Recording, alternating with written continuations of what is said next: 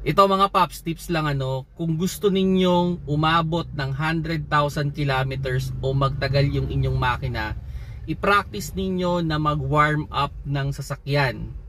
So sabihin na natin, pagka-start ng sasakyan, huwag nyo agad iaarangkada yan. So sabihin natin, pagka-start, check nyo muna yung side mirror, check ninyo yung seat, mag-seatbelt kayo, then yun, tsaka nyo na iandar. Then, hanggat malamig yung makina, so normally sa mga modern car naman ngayon, makita ninyo, pag malamig pa yung makina, meron naman nakasign dyan na blue or green na temperature sa may dashboard ninyo. Hanggat hindi nawawala yon, wala munang heavy acceleration. Or kung wala mang ganon, kung sakali man yung inyong RPM, kung yung RPM ninyo is nasa more than 1,000 RPM pa o more than dun sa 1, wag nyo munang i-heavy acceleration yan. Hayaan nyo lang mag-roll yung sasakyan. Maybe mga 5 to 10 minutes na ganun lang. Then after nun, yun, pwede nyo nang gamitin in your normal use na yan. Okay?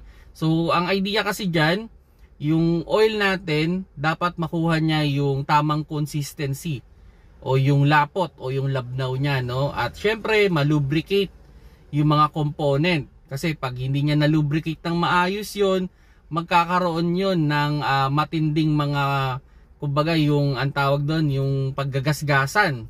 So ang ending, pag constant yun na friction, mabilis masisira yung makina ninyo. Kasi kumbaga ang nangyari, in-start mo, kinambyo mo agad, hindi pa na fully lubricate, so ang ending matindi yung friction nun. So pag matindi yung friction nun, mabilis naninipis yung mga yung mga bearing. So ang ending nun, mabilis masisira. So don't expect na magtatagal talaga yung inyong makina.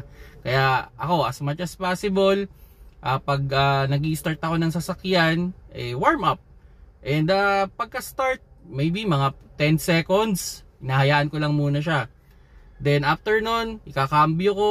Then pagkakambyo ko naman, sabihin natin, tatakbo muna ako ng mga at least mga 500 meters or mga 5 minutes bago ko gagamitin in my normal use. So yun mga paps, tips lang yan kung sakali, para kung gusto ninyong magtagal yung inyong makina.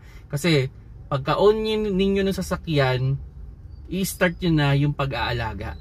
Okay? Kasi nga, mahal din magpagawa ng makina.